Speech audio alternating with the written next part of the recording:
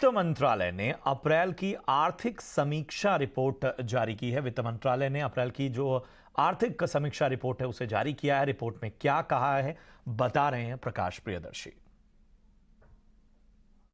देखिए, वित्त मंत्रालय ने अप्रैल महीने की आर्थिक समीक्षा की रिपोर्ट जारी की है, जिसके हिसाब से भारतीय अर्थव्यवस्था के लिए कई शुभ संकेत जो है वो देखने को मिल रहे हैं। और सबसे अच्छी बात यह है कि फार्म सेक्टर का जो ग्रोथ है वो काफ़ी बेहतर दिख रहा है। साथ ही साथ जो रूरल डिमांड है उसमें भी तेज़ी देखने को मिल रही है।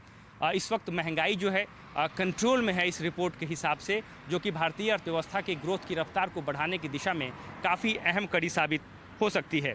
जहाँ तक रिस्क फैक्टर का सवाल है भारतीय अर्थव्यवस्था की अगर बात करें, तो ग्रोथ के लिहाज से डाउनसाइड रिस्क दिख रहा है और इन्फ्लेशन के लिहाज से इस रिपोर्ट के हिसाब से अपसाइड रिस्क दिख रहा है। और इस रिस्क फैक्टर की अगर आप बात करें तो ज़्यादातर ग्लोबल फैक्टर्स इसके लिए जिम्मेदार है।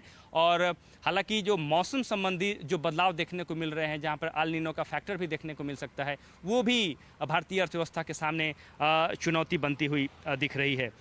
इसके अलावा जो अच्छी बात यह है इस रिपोर्ट के हिसाब से, जो कि इंडियन इकोनॉमी के लिहाज से अब तक सबसे सकारात्मक उसका पक्ष रहा है, वो है डोमेस्टिक डिमांड।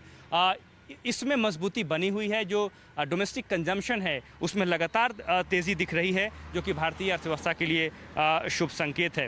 हालांकि इस रिपोर्ट के हिसाब से वित्त मंत्रालय ने ये कहा है कि अप्रैल महीने के ग्रोथ के हिसाब से पूरे साल के लिए जो आर्थिक ग्रोथ किस तरह की होगी उसकी भविष्यवाणी नहीं की जा सकती है, उसके अनुमान नहीं लगाए जा सकते हैं। लेकिन साल की शुरुआत में ही कई अच्छे संकेत देखने को मिल रहे हैं, जैसे कि इन्फ्लेशन कंट्रोल में है, फार्म सेक्टर का ग्रोथ सही दिख रहा है।